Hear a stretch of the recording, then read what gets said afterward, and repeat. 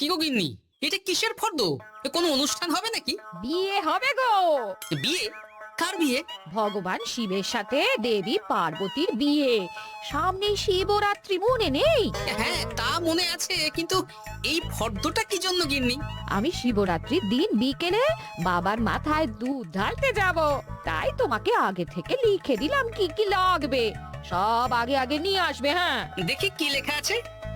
দুধ 1 সের, গঙ্গা জল, নারকেল, ঘি, মধু, দই, সন্দেশ, রসগোল্লা, আকন্দ ফুলের মালা, ধূপ, মোমবাতি, 108টা বেলপাতা, ধূত্র ফুল, নীলকণ্ঠ ফুল, লাল পাড় সাদা পাটের শাড়ি।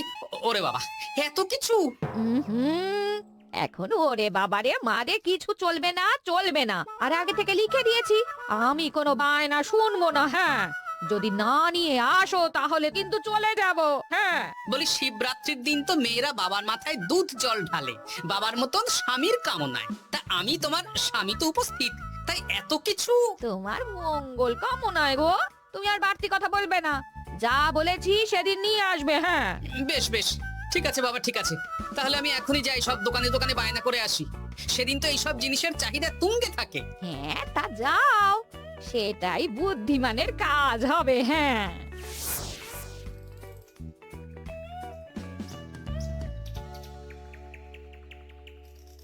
আরে এই তো পুটির বাবা, সকালে রাজসভায় গিয়েছিলে কিন্তু তেমন কোনো কথা হলো না। হ্যাঁ গোপাল দাদা, এখন কি যে করি। ঠিক আছে ঠিক আছে, আমি দেখছি কি ব্যবস্থা করা যায়, বুঝলে। ঠিক আছে গোপাল দাদা, একটু দেখো, বুঝতেই তো পারছো অভাবের সংসার। হ্যাঁ হ্যাঁ, কোনো চিন্তা করো না।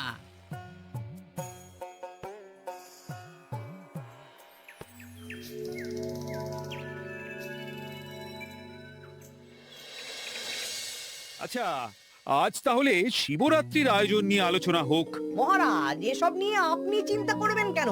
আরে আমার মতন একজন মন্ত্রী থাকতে আপনার মাথা ঘামানোর কোনো দরকারই নেই। না না মহারাজ, একদম মন্ত্রী মশাইকে দায়িত্ব দেবেন না। উনি প্রত্যেকবার দায়িত্ব নিয়ে সব তালগোল করে দেন, আর সব শেষে বলেন আমার ভুল হয়ে গেছে, আমাকে ছেড়ে দিন। এই গোপাল গোপাল, একদম বাজে কথা বলবে না। আমি এখন ভালো হয়ে গেছি। ভালো না কালো? মহারাজ মহারাজ, আপনি আমাকে দায়িত্ব দিন, আমি সব সামলে দেব। সব কাজ সবাই মিলে করলেই তো ভালো। পুজো পাঠের দায়িত্ব আমার, বাকি আমি জানি না। সে ঠিক আছে, কিন্তু পুজোর জোগাড় অনেক দায়িত্ব, সব হিসেব করে কেনাকাটা করতে হয়। সবচেয়ে বড় ব্যাপার, তার জন্য সৎ হতে হয়। আমি কি অসৎ নাকি? আমি সব দায়িত্ব নেব। না, আমি নেব। আমি নেব। আমি। আহ, চুপ চুপ, একদম চুপ। গোপাল দায়িত্ব নেবে না মন্ত্রী, সেটা তো বিচার করতে হবে। কিভাবে বিচার করবেন মহারাজ? হ্যাঁ, একটা বুদ্ধির পরীক্ষা নেওয়া হবে। আমি এখন গোপালের চেয়ে অনেক বুদ্ধিমান হয়ে গেছি। তাহলে তো ভালো, তুমি গোপালের বুদ্ধির পরীক্ষা নাও। যদি গোপাল জিতে যায় তাহলে গোপালই দায়িত্ব পাবে, নইলে তুমি। ঠিক আছে, আমি এক্ষুনি প্রশ্ন করছি। হ্যাঁ হ্যাঁ, করুন করুন। হ্যাঁ, এমন কি জিনিস যা তুমি যতই খাও পেট ভরবে না?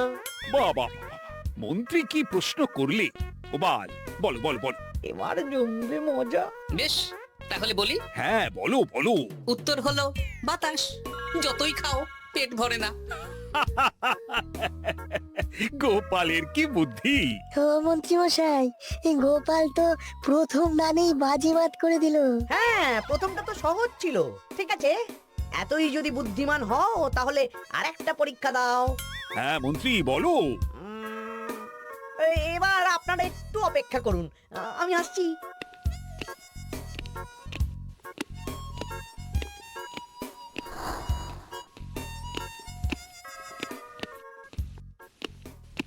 এই তো মন্ত্রী এসে গেছে, আবার হাতে একটা খাঁচা। এই নাও গোপাল, এই খাঁচায় একটি অদৃশ্য মুরগি আছে। তুমি যদি বুদ্ধিমান হও তবে এর মাংস রান্না করে আজ নৈশভোজে মহারাজকে খাওয়াতে হবে। যদি না পারো, দায়িত্বের দও পাবে না। বেশ, তাহলে দিন, আমি রাতেই আসছি, রান্না করে নিয়ে আসছি। আপনারাও সবাই হাজির থাকবেন কিন্তু।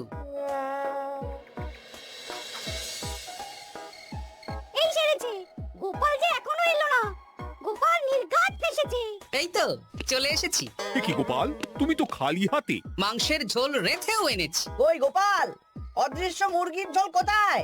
হ্যাঁ, কোথায় গোপাল? আহ, মহারাজ অমন সুস্বাদু মুরগি আমি আগে কখনো খাইনি। আমি সেটা রান্না করে রাজপ্রাসাদের প্রধান ফটকের বাইরে রেখে এসেছি। মস্করা হচ্ছে, চলুন তো গিয়ে দেখি। হ্যাঁ চলো তো।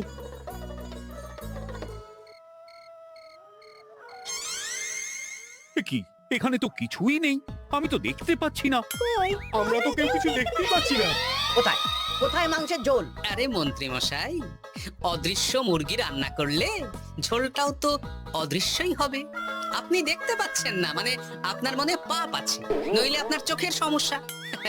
মহারাজ তো ঠিকই দেখতে পাচ্ছেন, তাই না মহারাজ? এই রে, গোপাল তো মোক্ষম জবাব দিয়েছে। হ্যাঁ হ্যাঁ, চমৎকার ঘ্রাণ বেরোচ্ছে। মন্ত্রী, তুমি দেখতে পাচ্ছ না কেন? ইয়ে না মানে ঠিক আছে ঠিক আছে, পাচ্ছি, দেখতে পাচ্ছি। একটু ঝাপসা লাগছে, মনে হয় চোখ দেখাতে হবে। তার মানে গোপাল তো মন্ত্রী মশাইকে পর পর দুবার হারালো। আর একটা সুযোগ দিন মহারাজ, শেষ সুযোগ। বেশ, দিলাম। গোপালের কিন্তু বিশাল বুদ্ধি। মন্ত্রী, দেখো তো তুমি পারো কিনা, আর এটাই শেষ সুযোগ। মহারাজ, গোপাল যদি এতই বুদ্ধিমান হয়, তবে ও কি বলতে পারবে কাল ভোরে আমার মনে প্রথম কোন চিন্তাটা আসবে? এটা তো খুবই সহজ কথা। কাল ভোরে আপনার মনে প্রথম চিন্তা আসবে মহারাজ যেন দীর্ঘজীবী হন এবং রাজ্যের উন্নতি হোক। এই সেরেছে, এবার তো মহা ফাপড়ে পড়লাম। আমি যদি বলি না, এটা আমার চিন্তা ছিল না, তবে মহারাজের কাছে গর্দান যাবে। আর যদি বলি হ্যাঁ, তবে গোপালের বুদ্ধির কাছে আমাকে হার মানতে হবে। এই মন্ত্রী, বলো। হ্যাঁ, ঠিক বলেছ গোপাল, এটাই আমার চিন্তা ছিল। সাবাস গোপাল, সাবাস, কি তীক্ষ্ণ বুদ্ধি। তাহলে এই বুদ্ধির পরীক্ষায় বিজয়ী হলো গোপাল। তাহলে শিবরাত্রির পুজোর আয়োজনের দায়িত্ব এবার গোপালের। আমার আর কোনো চিন্তা রইল না। মহারাজ, গোপাল তো সব দায়িত্বই পেল, আমাকেও কিছু একটা দায়িত্ব দিন। আমিও একটা ঈশ্বরের সেবা করার সুযোগ চাই। আহ, তুমি তো হেরে গেলে। তাতে কি, ভালো কাজ করতে চাইছি, একটু সুযোগ দিন মহারাজ। বেশ, তাহলে তুমি গ্রামবাসীদের ভোগ প্রসাদ খাওয়ানোর দায়িত্বটা নাও। ধন্যবাদ মহারাজ। হ্যাঁ মন্ত্রী, মিলেমিশে কাজ করো, কিন্তু ঝামেলা করো না। না না, আমি সুষ্ঠুভাবে পালন করব। ঠিক আছে মন্ত্রী মশাই, তাহলে ওইটুকুই করুক, কিন্তু আমার কাজে কোনো বাধা দিতে আসবেন না। না না না, তোমার কাজে কোনো বাধা আসবে না।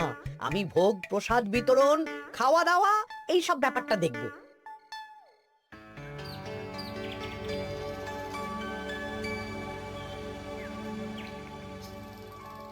বলুন মন্ত্রীমশাই, সকাল সকাল ডেকে পাঠালেন? শোন বটা ঘটা, এবারে শিবরাত্রি উপলক্ষে যে ভোগ প্রসাদ জনগণের উদ্দেশ্যে বিতরণ হবে, তার পুরো দায়িত্বই আমার। তাতে কি, মহারাজ আয়োজন করেন আর সব রাজ্যবাসী বিনামূল্যে খেয়ে যান। সেই প্রথা এতদিন চালু ছিল, কিন্তু এবার একটু অন্যরকম হবে। কিরকম কিরকম? তোরা দুজন আমার নাম করে সব গরিব প্রজাদের কাছ থেকে ভোগ খাওয়ার জন্য চাঁদা তুলবি। শিব পুজোয় চাঁদা? হ্যাঁ দাদা, ইয়ে না মানে ঘটা, খুব সামান্য। বাড়ি আর দোকানগুলোয় যাবি আর মাথা পিছু 1 আনা করে তুলবি, কেমন? বেশ, তারপর? তারপর বলবি ঢালাও খাওয়ানো হবে, এলাহি আয়োজন। আচ্ছা ঠিক আছে। তবে ভুল করেও কোনো রাজসভাসদদের বাড়ি থেকে বা মান্যিগণ্যি লোকের বাড়ি থেকে এই চাঁদা তুলিস না যেন।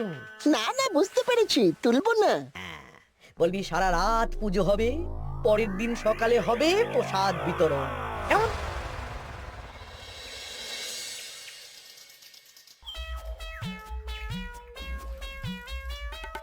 বলা, এবারে শিবরাত্রি উপলক্ষে যে পূজা হবে, তার ভোগ প্রসাদ খাবে তো? নিশ্চয়ই নিশ্চয়ই। এবারে সব দায়িত্ব মন্ত্রীমশাইয়ের, এলাহি আয়োজন। তা তোমাদের বাড়িতে কতজন সদস্য? আমি আর আমার গিন্নি 2 জন। তাহলে 2 আনা দাও, 1 আনা করে 2 জন। আবার অর্থ দিতে হচ্ছে? হ্যাঁ, এলাহি আয়োজন, তাই এই সামান্য অনুদান। আচ্ছা বেশ, এই নাও 2 আনা। চিন্তা করো না ভোলা, এমন খাওয়ানো হবে না। রাতের বেলা শিব পুজো, আর পরের দিন সকালে জীব পুজো। বাবা বাবা বাবা। সব দোকানে দোকানে আমি যাচ্ছি আর তুই লোকজনের বাড়ি বাড়ি যা। বেশ। রে কত হলো? অনেক হয়েছে মন্ত্রী মশাই, এই দেখুন। বাবা বাবা বাবা, এক আনা করে নিয়েই তো থলে ভরে গেছে। হ্যাঁ, এবার হবে মাছের তেলে মাছ ভাজা। মহারাজও ভোগের আয়োজনের জন্য আজকে মোহর দিয়ে দিয়েছেন। তার মানে তো আপনার মুনাফাই মুনাফা, লাভই লাভ। আমাদেরকেও কিছু দিন।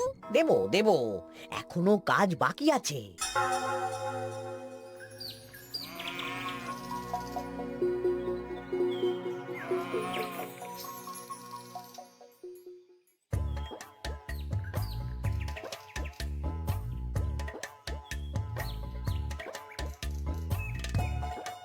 আরে আরে গোপাল দাদা যে, এত কিছু কি নিয়ে যাচ্ছ? এই তো শিবরাত্রির পুজো উপলক্ষে দশকর্মার বাজার রাজবাড়ি নিয়ে যাচ্ছি। এবারে তো এলাহি ভোগের আয়োজন, হ্যাঁ? রাতের বেলা শিব পুজো আর পরের দিন সকালে নাকি জীব পুজো।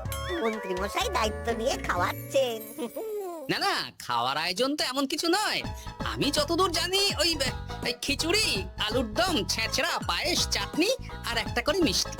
আর যতদূর জানি এই ভোগ খাবার জন্য সব গ্রামবাসী থেকে মাথা পিছু 1 আনা করে নিয়েছেন। হ্যাঁ, ভোগের প্রসাদ তো বিনামূল্যে।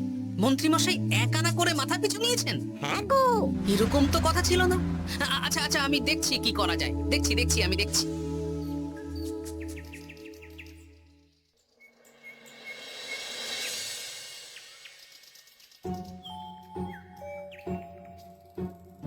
ভায়া, বলছি তোমার কাছে মন্ত্রীমশাই এসেছিলেন? হ্যাঁ, চালের বায়না করে গেলেন। তা কি চালের বায়না করলেন? খুবই সাধারণ চাল, আমার দোকানে সবচেয়ে কম দামি চাল বলতে পারো। সে চাল তো আমি পুজোর দিন পাঠিয়ে দেব বলেছি। আচ্ছা, কেনাকাটার রসিদপত্র? না না, সেসব হয়নি, শেষে দেব। শোনো, মহারাজের আদেশ, মন্ত্রীমশাই যে চাল বলেছেন তার থেকে 5 গুণ উৎকৃষ্ট মানের চাল দেওয়া চাই। যে চাল রাজা বাদশারাও খুব কম খান, সবচেয়ে দামি চাল। আচ্ছা, আর ডাল? ওটাও 1 নম্বর মানের সোনামুখ দেবে। বেশ। মন্ত্রীমশাই যা যা বায়না দিয়েছেন পরিমাণ এক থাকবে, শুধু জিনিসপত্রের মান বাড়বে। ঠিক আছে? আচ্ছা ঠিক আছে। আর একথা মন্ত্রীমশাইকে জানানোর দরকার নেই, শুধু মোহরটা ওনার কাছ থেকে আদায় করে নিন। যেদিন খাওয়ানো হবে সেদিন বিকেলে যাবে, মানে শিবরাত্রির পরের দিন বিকেল। বেশ।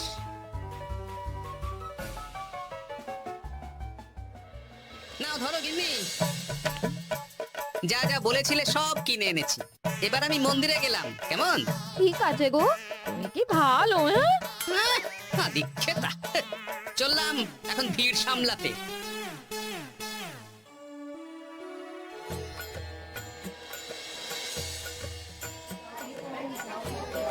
একটু সারিবদ্ধভাবে দাঁড়ান, আপনারও সুযোগ আসবে। বাবা কাউকে ফিরিয়ে দেবে না। দেখো মন্ত্রী, দেখো গোপাল কি সুন্দর ভিড় সামলাচ্ছে। ওকে তো এই জন্যই দায়িত্ব দেওয়া। হ্যাঁ, তাই তো দেখছি। ওম নমঃ শিবায়। হে ভোলানাথ, দেবাদিদেব মহাদেব সকলের কল্যাণ করুন। জয় দেবাদিদেব মহাদেবের জয়। হে ভোলেনাথ মহেশ্বর, মঙ্গল করো বাবা। জয় বাবা ভোলাদেব মহেশ্বরের জয়। তা তোমার শরীর এখন কেমন? এই তো বেশ ভালো আছি। সবই তোমার জন্য। তুমি না সাহায্য করলে ওই ওষুধ আমার পেটেই পড়তো না। না না, আমি তো নিমিত্ত মাত্র, সবই মহাদেবের ইচ্ছে। জয় বাবা মহাদেবের জয়। চলি গো। কাল ভোগ খেতে তাড়াতাড়ি চলে এসো।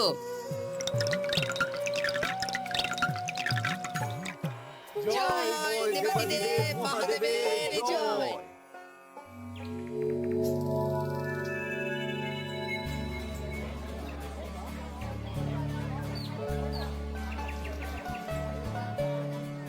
সত্যি মন্ত্রী মশাইয়ের ভোগের প্রসাদ পেয়ে মনটা ভরে গেল। কি সুন্দর রান্না, আর খাবারের গুণমান কি ভালো। তার উপর রসগোল্লা কত বড় বড়।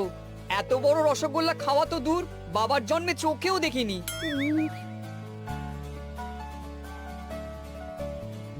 এই সেরেছে।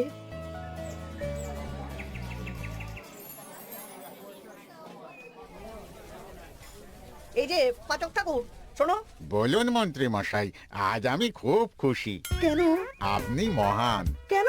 মানে আপনি যে চাল পাঠিয়েছেন সে চালে রান্না করা আমার স্বপ্ন ছিল। কি গন্ধ, কি গুণমান, রাজা বাদশাদের চাল বলে কথা। আমি তো খুব সাধারণ মানের চাল দিতে বলেছিলাম, 30 আনা সের মূল্যের চাল। কেন, নবাব বাদশাদের ঘরে এই চালটা থাকে। তাই? কোথা থেকে এলো? কেন, চালের দোকান থেকে এসেছে। মিষ্টিও দারুণ, রসগোল্লা তো নয়, যেন যেন একেবারে বড় বড় রাজভোগ। কি আকার, কি গুণমান, কি স্বাদ। আহা, দেখুন দেখুন দেখুন। বাবা, ভোলা এত বড় রসগোল্লা দিয়েছে। ঠিক আছে, যা হচ্ছে হতে দে। আমি তো চিন্তায় পড়ে গেছি।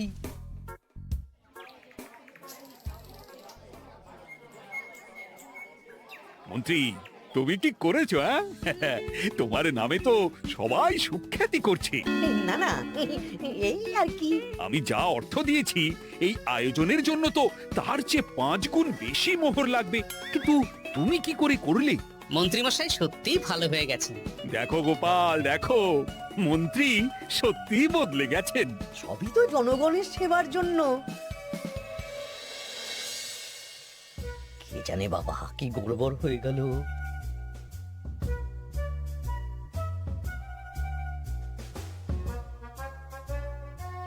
মন্ত্রী মশাই, বকেয়া পাওনা নিতে এলাম। আপনার মোট হয়েছে চালের 350 মোহর, মুগ ডালের 250 মোহর, আর মশলাপাতি 100 মোহর। হ্যাঁ, বলো কি? মন্ত্রীমশাই, ওই আপনার মোট বকেয়া 300 মোহর। আর আমার এই 150 মোহর। হ্যাঁ, চলুন মহারাজ, একটু মন্ত্রীমশাইয়ের বাড়ির দিকে ঢু মেরে আসি। চল। চলুন, ওনাকে গিয়ে ধন্যবাদ জানিয়ে আসি। এই না না না, আরে আরে আমি কি করে দেব? আমি কি চন্দ্রমুখী আলু দিতে বলেছিলাম? আমি কি করে দেব? না না, ও আপনাকে দিতেই হবে। হ্যাঁ, কি বলছো মন্ত্রী? তুমি এত ভালো কাজ করেছো, এত বড় মুখ করে সকালে বললে যে সবই জনগণের সেবার জন্য। আরে আমি কিভাবে জানবো যে এত খরচ হয়ে যাবে? কেন মন্ত্রীমশাই, আপনি তো গ্রামবাসীদের থেকে অর্থ নিয়েছেন, মাথা পিছু 1 আনা করে। হ্যাঁ, মানে এই সব তো কথা ছিল না। এই সেরেছে, গোপাল কি করে জেনে গেল? এসব কথা কি আর চাপা থাকে? আর সেই জন্যই তো আপনি ভালো মানের খাবার খাইয়েছেন। সত্যি তো, যে মানের খাবার খাওয়ানো হয়েছে তা কৃষ্ণনগর কেন, আশেপাশের কয়েকটা নগরের লোকও এই জিনিস চোখে দেখেনি, আর তাই তুমি অর্থ আদায় করেছো। না মানে, আমি বুঝতে পারছি না, আমার অনুমতি ছাড়া এগুলো হলো কি করে? মন্ত্রী মশাই, বকেয়া পাওনা দিন, নইলে খারাপ হয়ে যাবে বলে দিচ্ছি। হয়ে গেল, আমি ভিখারি হয়ে গেলাম। অগিন্নি, মোহরের থলেগুলো নিয়ে এসো, গয়নাগাটি নিয়ে এসো। আমাকে পথে বসিয়ে দিল। কে কে আমার এত বড় সর্বনাশ করলো? আমি মন্ত্রীমশাই, আমি। আপনি যখন চাঁদা তুলে ভালো খাওয়াতে চাইছেন, তাই সবচেয়ে ভালো খাওয়ানোর ব্যবস্থা করে দিলাম, তাও আবার আপনার ঘাড় ভেঙে। আমার সর্বনাশ হয়ে গেল। জয় মহাদেবের জয়।